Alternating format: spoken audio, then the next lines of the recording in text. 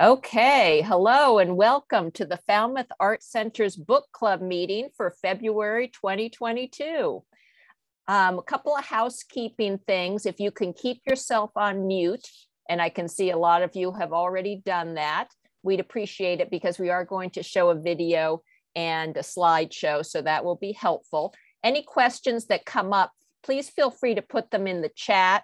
And then, of course, we'll open it up to a free-for-all discussion later on in the evening. So a couple of announcements. We hope you'll stop by the Falmouth Art Center in person and look at some of our current exhibits if you're in the area.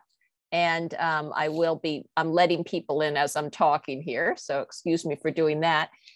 We are free and open to the public every day. And currently our three exhibits are the Golden Hour, which is a show in our Herman Gallery with about 70 works from local artists. We have a show of work of our very talented local art teachers from the Falmouth Public School System. And then upstairs in our Seagull Gallery, those teachers have chosen works from students in the Falmouth Public School System. So that's students kindergarten to grade 12. So a lot of terrific shows this month. Our new session of classes start next week and some start the following week. And those are listed on our website. About our book club, we started the club last year, and actually it was 1 year ago when we had our first book club meeting where we read The Big C, the autobiography of Langston Hughes, a year ago for our, and it was related to our February exhibit in honor of Black History Month, and also the work of Robin Joyce Miller, who's our speaker tonight, who has done some work with using Langston Hughes poems. So that was 1 year ago. And we subsequently did 6 different meetings last year with various books, all related to art and also expressing our interest in diversity, because our book club came out of Falmouth Art Center's new Diversity and Inclusion Committee. And going forward for the rest of this year, we do have a number of programs planned, and the books are all listed on our website, falmouthart.org. It's always free, open to the public to come to these meetings. They're on Zoom, usually the second or third Thursday of the month at 4 o'clock. And each meeting is led by someone interested or experienced in the topic. So tonight's very special meeting, the book we are discussing is We Flew Over the Bridge, the Memoirs of Faith Ringgold. And excuse me as I let someone else in, as people are still coming in. And what's terrific about this discussion is it will be led by Robin Joyce Miller, who has met Faith Ringgold, become friendly with her over the years, spent a lot of time with her. And she has made a special PowerPoint as part of her presentation. And just briefly coming up in the next few months, we have next month, the book is about, it's called Dawnland Voice, Indigenous Writing from New England. And that is in connection with our show featuring work by members of the Mashpee Wampanoag tribe. That will be in March here at Falmouth Art Center. In May, we're going to read a book called A Black Gaze, Artists Changing How We See by Tina Kampf, who is a professor at Brown University. And then going into skipping the summer months and coming back in September, we'll talk about New Kid by Jerry Craft. It's a graphic novel for tweens that has been banned in Texas. So we want to take a look at that issue. And then in October, we'll read In the Wake of the Mayflower by Karen Ronaldo and Kevin Doyle, who are local here to Falmouth. And Karen is an artist with a gallery here in Falmouth, and Kevin is an amateur historian. So we'll do that book in the fall. Without further ado, I'd like to introduce Robin Joyce Miller. She's a local artist here on Cape Cod. Her works are on view at the Zion Heritage Museum, among other places. She's on the board of the Cotuit Center for the Arts, and she's been doing a series of very interesting videos for 2 years now about the Black experience, and those videos are all available on YouTube. Earlier in her career, when Robin was a teacher in New York City, she had occasion to meet the acclaimed artist Faith Ringgold and become friendly with her over the years. So what follows is a very personal discussion and slideshow of their relationship and all about Faith through Robin's personal relationship with her. And we're going to start with a short video interview with Faith, and then Robin will do her presentation. Then we'll discuss the book. And so now I'm going to turn it over to Robin. Welcome, Robin. Good evening. Thank you, Laura. It is such a pleasure to be here and see all these faces. And I see faces of people I know. I see new faces that I don't know. And it's really exciting that I have my friend Angela Shaw from Toulouse, France, who's online and checking us out. And I think it's 10 o'clock at night there. But anyway, it's a pleasure. First, we're going to listen to the CBS news show where Faith, who is absolutely fabulous and quite a diva, she's on CBS, and I think it's Nancy Giles that is interviewing her, but I think it's Jane Pauley does the introduction. So we're going to see that now. Okay, I'm going to start the screen share for that.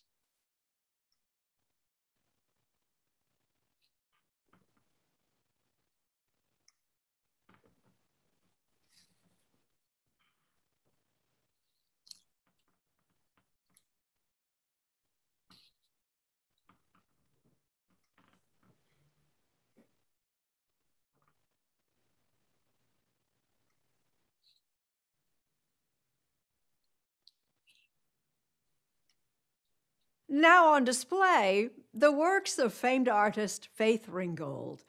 Nancy Giles spent some time in Ringgold's colorful and quirky world. Lush, colorful, daring. Each piece, each artistic phase tells a story. The signature style of artist Faith Ringgold. The process is so wonderful. She is best known for these, her story quilts. A patchwork of images with a story written right onto the fabric. This one, Tar Beach, was adapted into a now beloved, award-winning children's book. Why are these girls so happy? Why not? But in fact, Ringgold's work spans over 70 years, an observation of decades of social upheaval in America. When people said one thing, you would say, but I'm going to do it anyway. Yes, because that's necessary. If you want to do something, you cannot just go by what other people want. A consummate fighter for justice, Ringgold, now 90, struggled to be seen and heard as a black female artist through the civil rights movement of the 1960s and the women's liberation movement of the 1970s.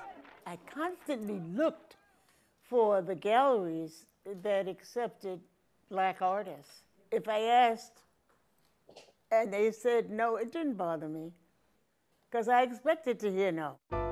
Born in Harlem in 1930, Ringgold credits her determination to her parents. Due to debilitating asthma, she was educated mostly at home, which she says gave her the freedom to be herself. I think there was a lot of feeling at that time that we can't do this, we can't do that. Oh, yes, we can. We can do it. All you gotta do is try. So when the art world rejected her or tried to pigeonhole her work, she fought back. What was their difficulty with you and your work? First of all, I painted white people. By then, she was teaching at a New York City high school by day and painting by night. This 1962 piece is called Four Women at a Table. So you were one of the black teachers there, but you weren't allowed at that table?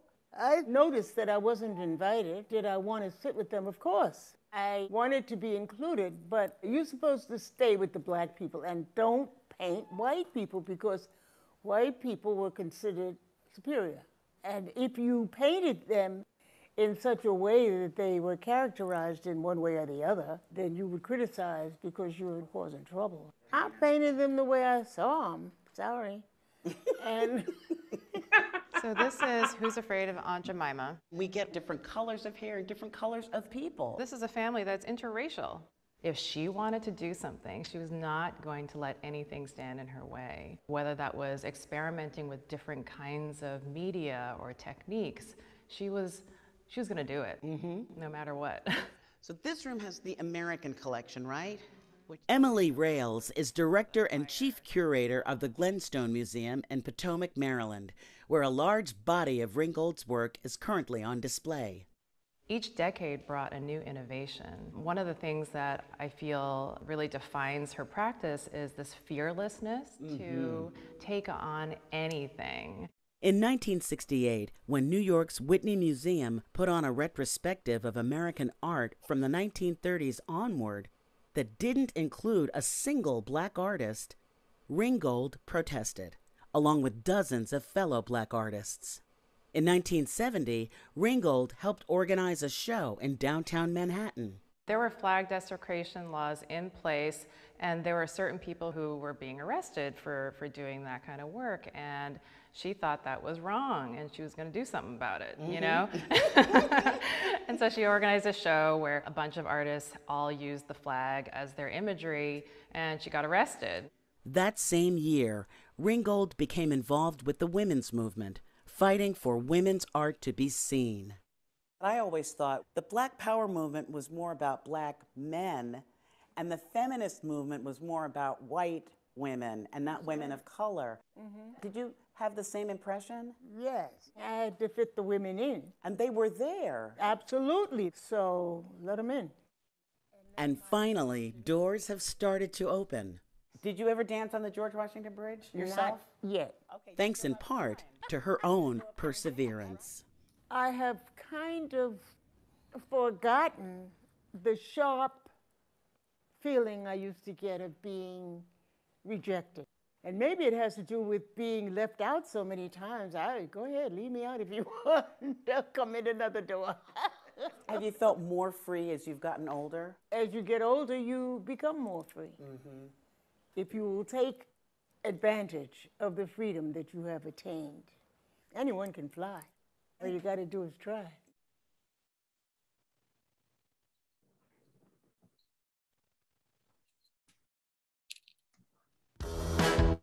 Okay, and Love we're that. back. That is so Faith. I would use these words to describe my dear friend, grande dame, outspoken, diva, outrageous, powerful. She just speaks her mind and has no problem being very down to earth. You ask her a question, she's going to give you a straightforward answer. And so I put together a PowerPoint slideshow of Faith, and I had this all together. 1 second, and oh my, it disappeared. Okay, excuse me. Let me get it together. We had the whole thing here. PowerPoint. Here it is. Okay, very good. All right. And share.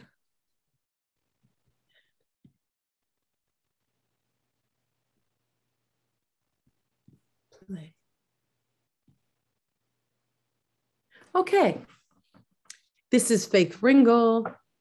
Faith is an outstanding American artist. As you heard, she was born in Harlem in New York in 1930. Tar Beach was the book that made Faith Ringgold a household name in schools across the country in 1991 when the book was published. That is how I first learned about her.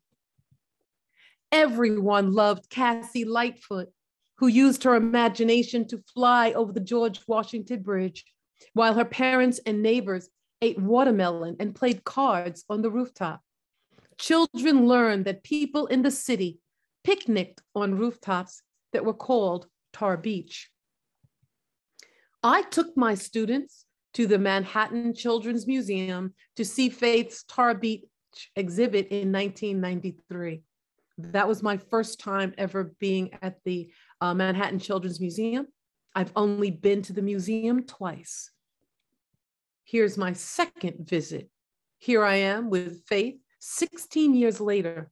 We traveled together in her limousine from New Jersey. She actually called me and said, Robin, I want you to leave your class after school, drive across the George Washington Bridge with my car to come back in a limousine with her over to the Manhattan Museum, take a limo with her back to her home in New Jersey, and then drive back home.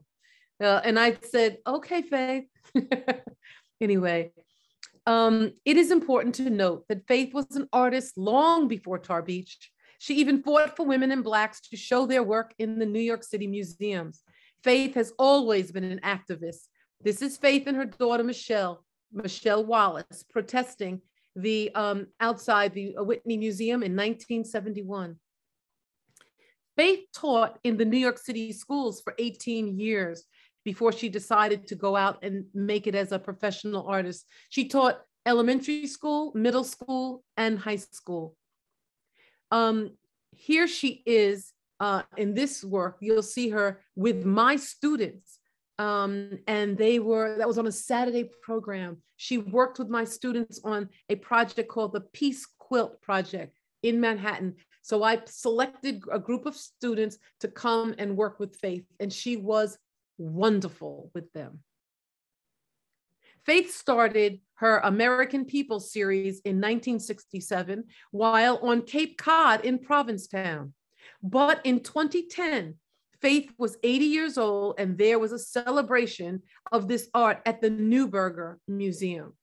That is Faith with her daughters, Barbara and Michelle Wallace. I'm standing with Helen Stambler Neuberger, the chair of the board of directors. I love this photo taken with Faith and her husband, Burdette, AKA Birdie Ringgold, at that was her spectacular event. She had two parties. One was at the Neuberger, and this was that one. Okay.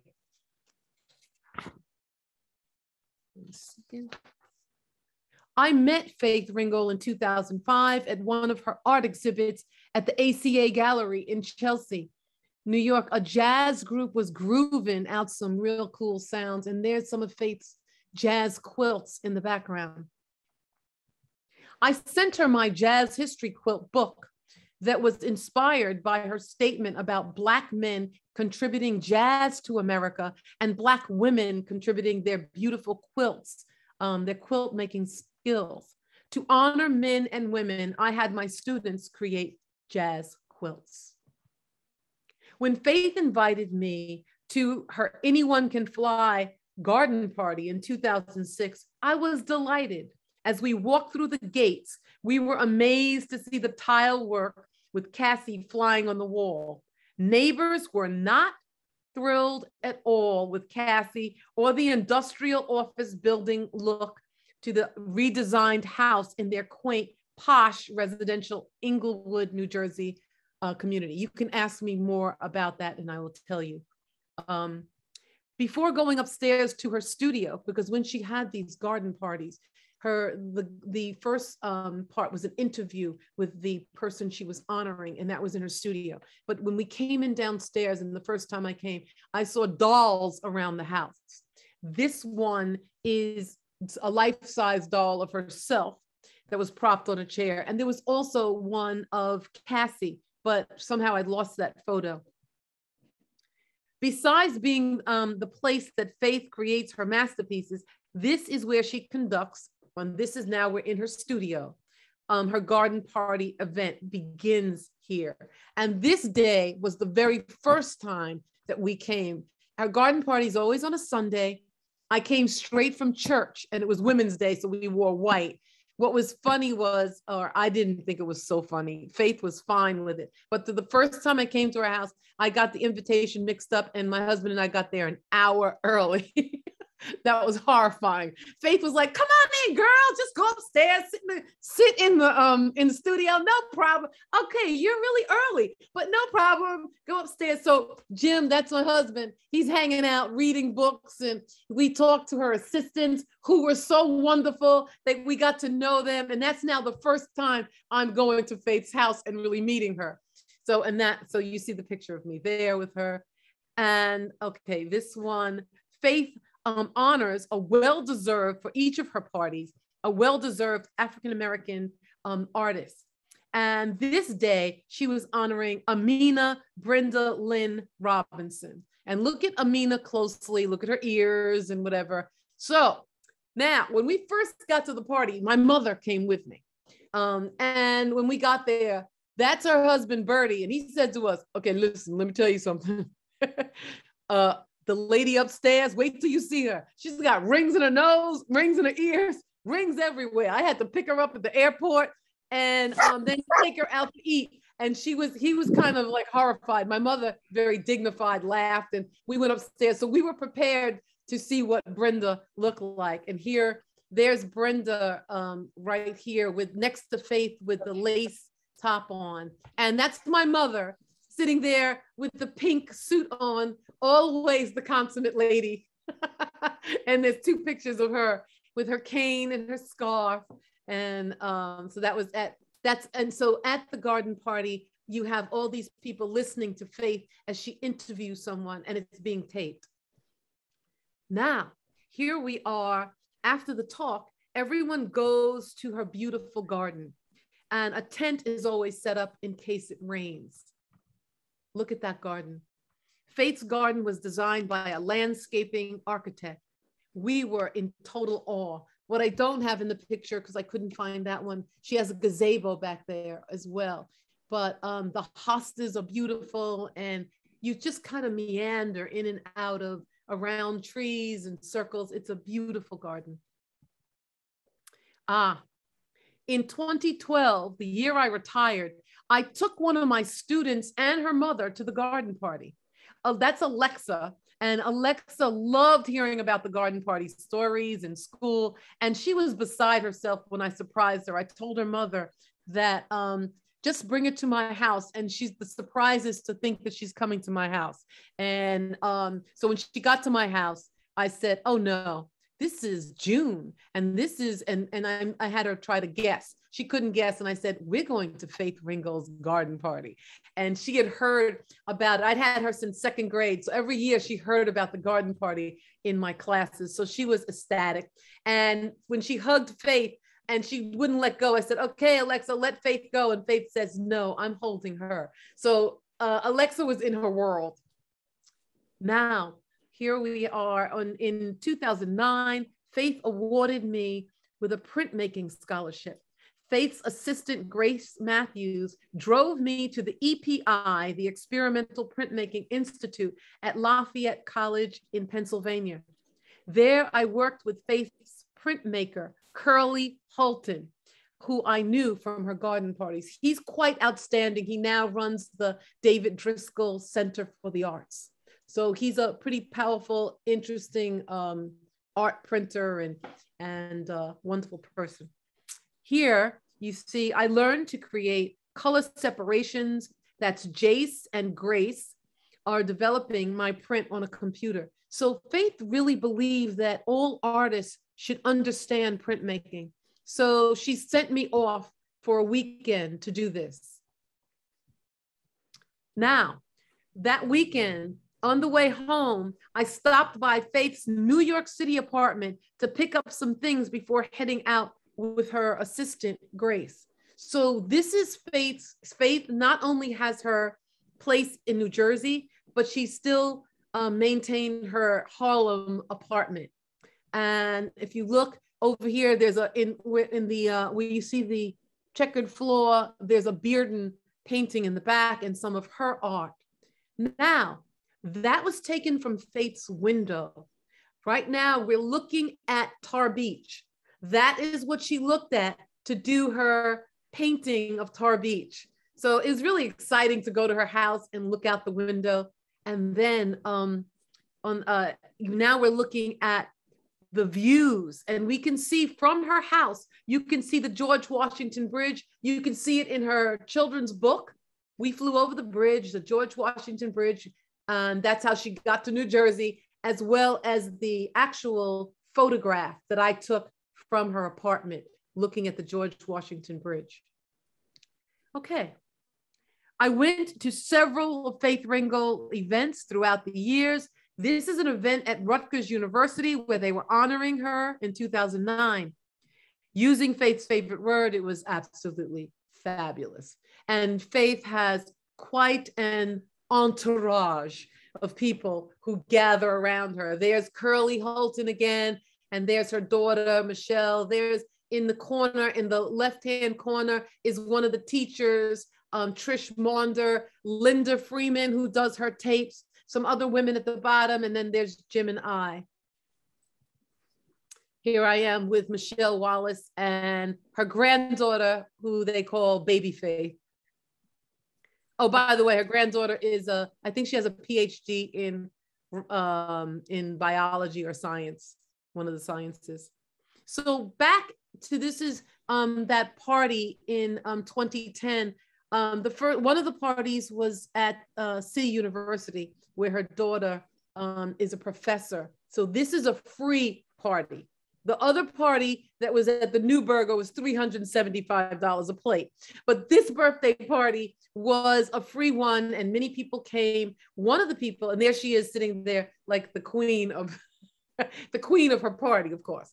And here we are with Michelle, her daughter, a good friend of mine, and Trish, who came to my school and worked with my students also. So there was so many years of working with Faith and her crew. Another person who was there was Mayor David Dinkins. When he was, at the time, he's now much older. He's passed on now. But in this picture, there he was, and that was my second time meeting the mayor, who was good friends with Faith. Here this other picture here was taken in 1991 when I presented him with my R.J. Scribbles Peace and Racial Harmony poster. There was a racial problem in Brooklyn, and I created that with my Scribble kids. That work then became a Pepsi ad honoring Dr. Martin Luther King Jr., and that's you see next to it. And here, for Faith's 80th birthday, I created the Garden Party quilt, which is obviously inspired by her parties, but it was also inspired by my husband's poem, because he's a poet. And when at one of the parties, he was quite bored. So he took a napkin out and he wrote the poem. And I'll just do the beginning. And he was upset because when I wrote his poem around the border, I left out a word or two. But anyway, part of it is live jazz tickles the ear while a canopy of trees redesign the sky. Mixed company, mixed drinks, mixed conversation, lips exposed, which should be life lessons and reason why. Find yourself at a garden party of master artist Faith Ringgold, and it goes on. So I'm just saying the two of us, we've had such wonderful experiences with Faith, and it's been quite a ride. I love you, Faith. You're just wonderful, and I'm honored that she mentored me and befriended me, and it's been many years. These days, she's 91 years old. She'll be 92 later this year, and she's not answering her phones as much. Her daughters answer, and I really haven't been in touch with her the way I was before.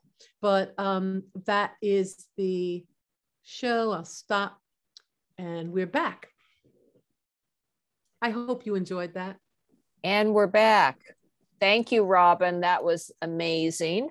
That was great. And so now the next thing on the agenda is really an open discussion about Faith Ringgold. People can go ahead and ask Robin questions.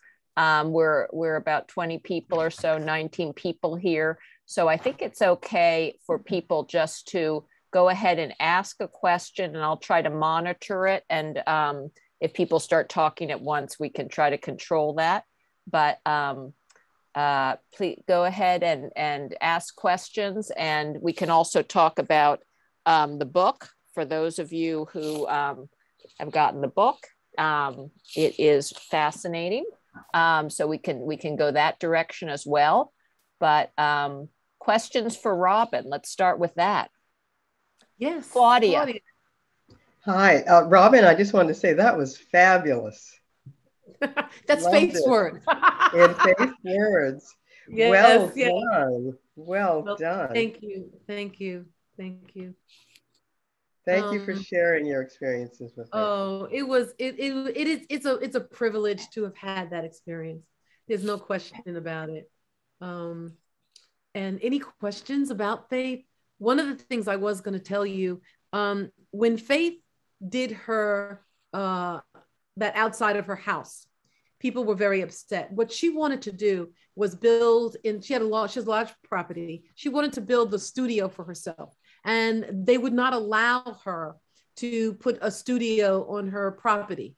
And she wanted to do, outside to do a studio. They wouldn't allow it. So she got permission and she changed her house, which was looking like a normal house, to put the studio on top. And it ended up looking like an industrial place. And she designed her Cassie flying from Tar Beach on the outside of her house. And there was an uproar about it, but Faith did what Faith wanted to do. And that's Faith. And so Meg Maggio, who actually has a gallery in Beijing in China, she has just written a note saying, sensational presentation. You remind me of her and her work. And so she is also sending a link of, Robin Travers says, sensational presentation. You remind me of her and her work. And Meg Maggio, who owns a gallery in Beijing, has sent a link about the new museum with Faith Ringgold. And what I can do with that link is send it to everyone who's here on the meeting if people don't know how to get to that, but that is in the chat right now. Sure. Well, that Robin's a buddy of mine, so it's good to hear her. And yes, thank you for the link. Anyone else? Any thoughts? Did anyone read the book and want to make a comment about the book? Claudia? Yes, I did read the book from the beginning to the end. It was fascinating. What really struck me was how she made use of being in New York. She did not take no for an answer. She took her work everywhere she felt she wanted to take it. She sold herself. She was like her own representative. And she made sure that she got in the right magazines. It was like just impressive.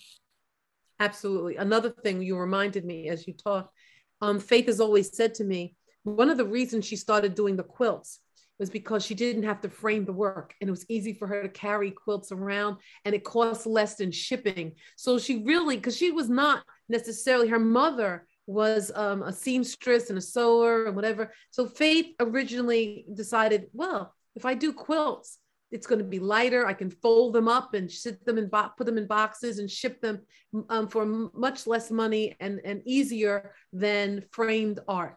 So that's one of the reasons why she did so many quilts.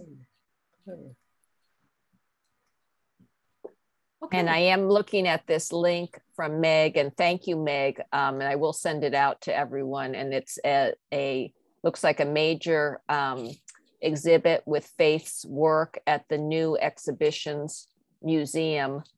And I'm just trying to check out where that museum is actually located. Oh, it's in New York. It's in New York, 235 the Bowery in New York. Okay. And looks like they have a major Faith Ringgold exhibit right now. Yes, they're frequently their Faith Ringgold exhibits. I was curious, did anyone, is Faith Ringgold new to anyone, or was anyone familiar with her before?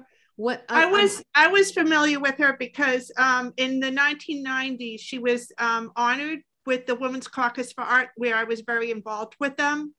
Okay, so she was one of the honorees. That's Amy Kaufman speaking. Oh, Thank you, okay, Amy. okay. Thank you. Okay, wonderful.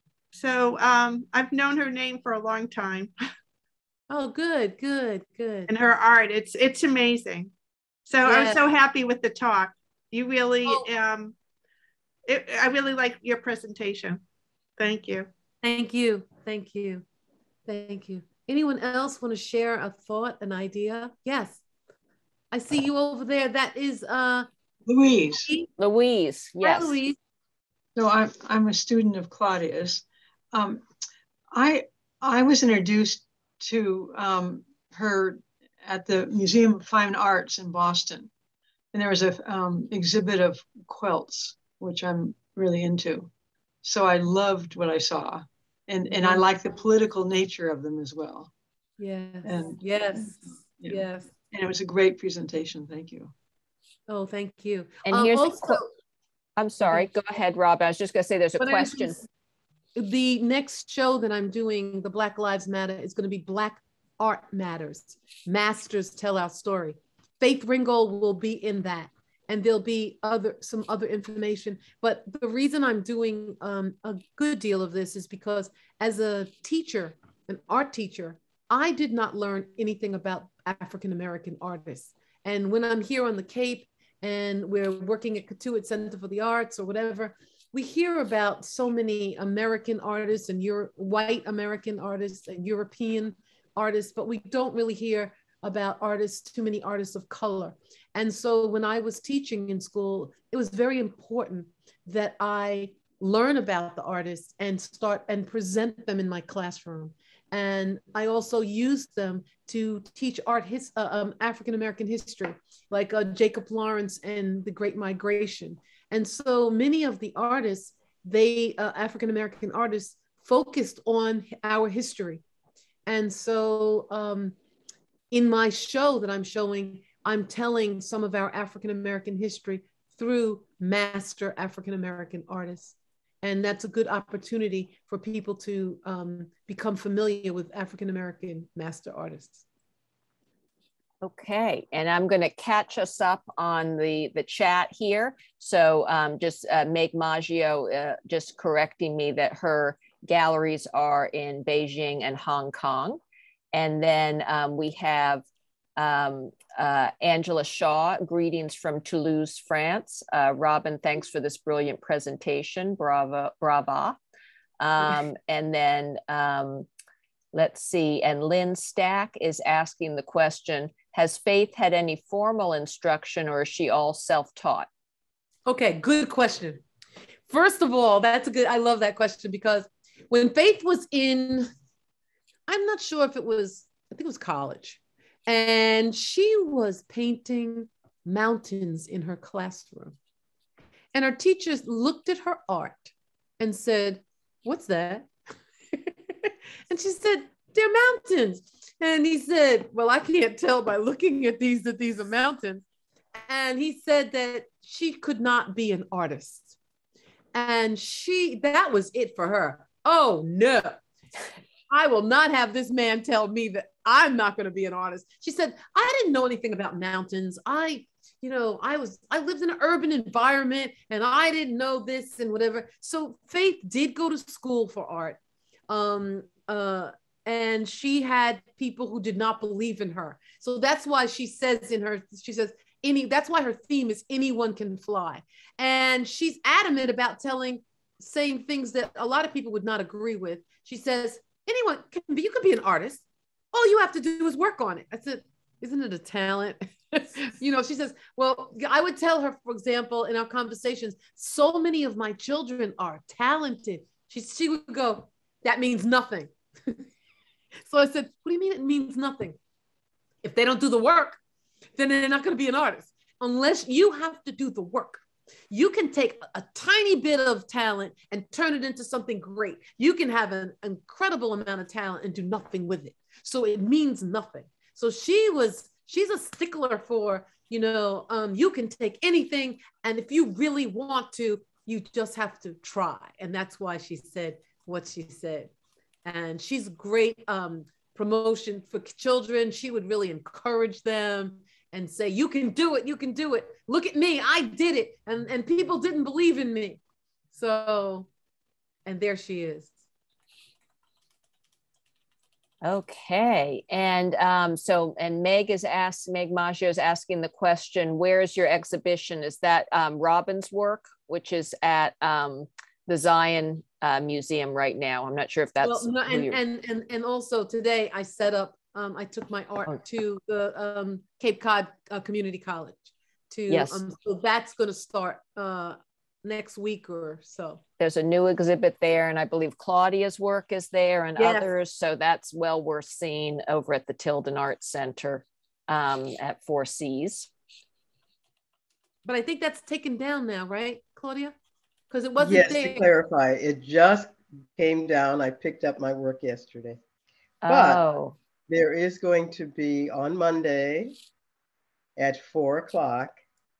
It's a webinar, so you can get in it. And if you're interested, just contact Laura and she will contact me, and I'll send the link to get into it so that the artists that are in that particular show that just came down are going to be showing their work and talking about it. Okay, thank you for mentioning that. Very good, very good. So I'll, and I can send that link out to people who want that. Thank you, Laura. And other questions about faith? I'm into the book. I haven't finished it yet, but I've started it and it is fascinating. I mean, it's very, very a lot of information about her personal life. Yeah. Yes. Yeah. It reminds me a little bit of Langston Hughes's book, which also was very personal. Yes. Oh, this is Christine Anderson speaking. Robin, thank you for this presentation. It's very enjoyable. Oh, I've admired and loved Tar Beach for many years. And I'm so glad you mentioned and talked about her changing from painting on canvases with frames to quilts, because I remember reading many years ago when she first started out, she had trouble moving her really large paintings on the subway. Yes. And so it just made so much sense, and it's such an appropriate medium. So I just love that. I love the quilt format. Her mother helped her with that. Her mother was living earlier in her career, and her mother would help her. Come on, let's do this. And her mother did. What do they call? Oh, I forgot. Takas? No, what? Some of those tankas. I think the kind of material that hangs, and there's a name for it. And Faith was doing quite a bit of those. But so she's done amazing. She's done soft sculptures. She's done, those dolls are called soft sculptures. She's really, and as an older person, she's designed playing cards. She's still doing things. She's still creating. And so I look at her and go, wow, if she could still be kicking it and cranking out new stuff in her 90s, hey, I got to stay strong so I can keep, but she's a role model for me. Yes. For all of us. Yes. Yes, for all of us. Very inspirational. So there's in the chat a request for the webinar link. So I'll be sure to get that from Claudia and send that out to everyone. So they'll be able to get into the webinar Monday. Here's another comment from the chat from Roberta Sheffer. Hi from Florida. It was wonderful.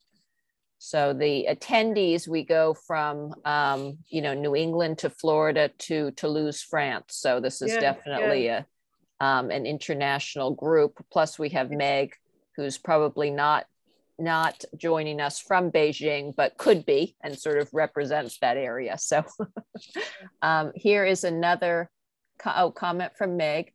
I think it's about the material that she made, the tankas. Yes, there it is, Tibetan tanka, painting on cotton silk applique. Yes, that's it.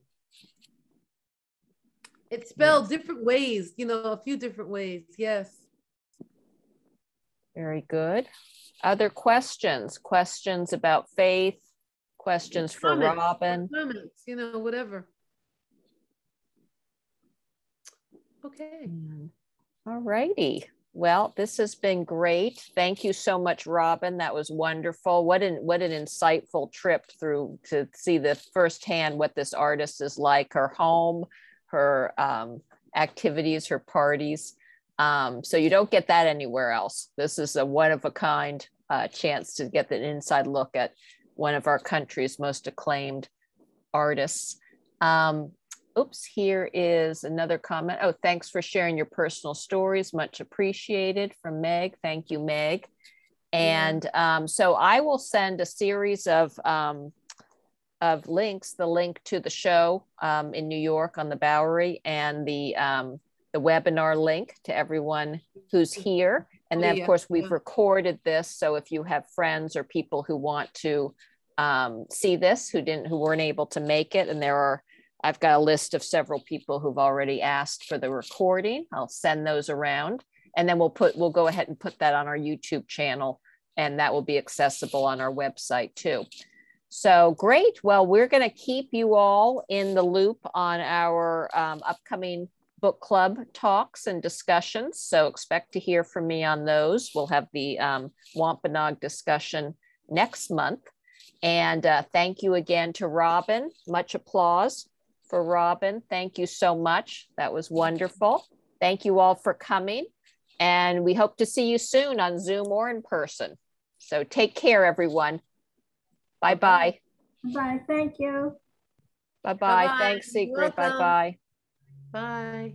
I did have one last question in the chat. Oh, yes. Oh, Anissa, sorry. One last question in the chat. How did participating in the printmaking advance your own art?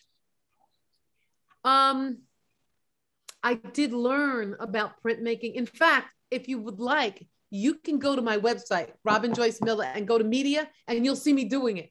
Oh, great. So if you want to go to Robin Joyce Miller, go to my website, and media, you'll see me on interviews, but also where I talk about the scholarship and that I got, and a very young Robin talking about what I did. But how did it change? You know, it's really just extra knowledge and information and learning about color separation and how that works. So when I get a print made, I understand a little bit more about how colors are laid down. And so I can't say that I used it, you know, much after that, but it did give me a better understanding. So when people are talking about printmaking, and I have a better understanding of that. Yeah. And that's what she wanted. She said all artists should know this, at least be aware of it. And just being in a printmaking in the environment was wonderful. Talking to Curly was wonderful, and him, you know, sharing things about my art. He looked at my art and he gave me ideas. He also offered me to do an art book, but I did not take him up on it. Faith said that was a silly thing. It was going to be, I was going to make one book and it was going to cost $2,000. And at the time I didn't have the $2,000. I just said, I don't know, what am I going to do with this $2,000? You know, and I just didn't, it wasn't convenient at the time, but it would have been a powerful experience to do that with him, with someone of his caliber, to ask me. He goes, you know, not a lot of people get this opportunity. And so and I blew it. Okay. Well, it's all about timing, right? Yeah. The timing wasn't the best. Yeah. And I should say Anissa is an art teacher in the Falmouth Public Schools. So she has that in common with Robin and others who have been teachers in the public schools, and Claudia also. And she also has work in the current show here at the Art Center. We have all the art teachers from the Falmouth Public Schools. We have their work here. So Anissa's work is here and much admired. So thank you, Anissa. I'll definitely be. I'm so happy to now know about you, Robin, because now I can introduce you to the students as I introduce Faith. And when you were saying about how important it is to show our students of artists of diversity, you know, as a white teacher, I'm so cognizant of trying to do that. And I printed some posters of, let me see if I can They're up over there. Oh.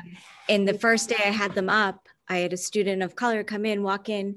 She saw the poster of Faith and she goes, she looks like me. And so she was just walking over to go take our seat and she just stopped, it caught her eye and she's like, oh, someone like me. So it is. That's so important. That is so important. And, you know, having teachers of color, because I only knew, okay, Van Gogh. Right. And I knew, Leonardo da Vinci. But here's a funny story. When I had my children, look at Mona Lisa and I was giving them a test, some of them, and I said, this is who? Leonardo DiCaprio.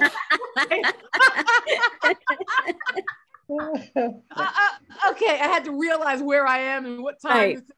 Right. I said, come on, guys, this is Leonardo DiCaprio. Because that's what's in their world. That's right, their world. Hello, come back to their world. But yes, just, you know, when I first started introducing artists of color in my classroom, it was surprising to teachers, to students, and it was important to feel like, wow, wait a minute, it's not just the other artists, you know, and because they learned about Edward Hopper, so they learned about American artists. They're learning about all of these artists, Winslow Homer and, you know, Grant Wood, and we're talking about all these artists, and we're people of color. So for me, bringing that to them and sharing that was important.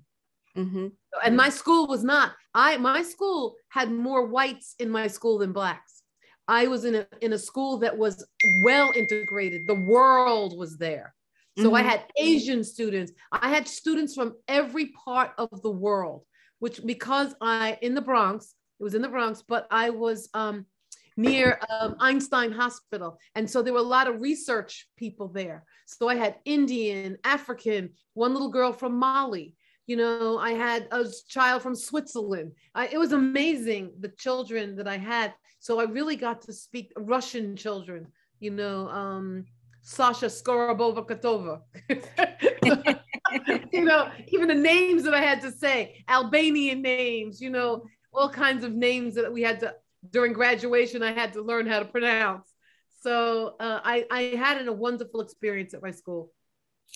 But I know some people left, but I thank you, Anissa, for asking your questions. And, thank you. It's been really helpful because especially these personal nuggets, that's kind of what helps the kids connect with the artist. So now I can share these stories with them and they'll be, you know, it'll engage them more into the lesson. Well, there are some wonderful books, like getting the book, The Great Migration, of Jacob Lawrence, and that's for children, you know, and so there are a lot of wonderful books. And if you're interested, I can even give you a list of books that I had in my classroom about many, I think I have some of them that had, you know, about Asian and different groups and people, you know, and how important it is to learn. A Haitian book, even a little girl painted dreams, and that was a little girl in Haiti, and she you know, it even talked about a Bokor and all kinds of interesting stories. So I used to look for those stories to excite the children and share something different. Yeah, that would be a great resource. Yeah. Okay. Well, Great. send me an email and I'll connect. I'll connect Anissa and Robin. So I'll connect you too. But even just knowing my name, you can go to my website and do the contact. Right, Robin Joyce Miller. Google that and go to my website, and you can contact me easily. I'll send her. I'll send her website around to people as well. Great. Okay. Some more good discussion. Thank you all. Thank you. Okay. The after talk. All right. Bye-bye. Bye-bye.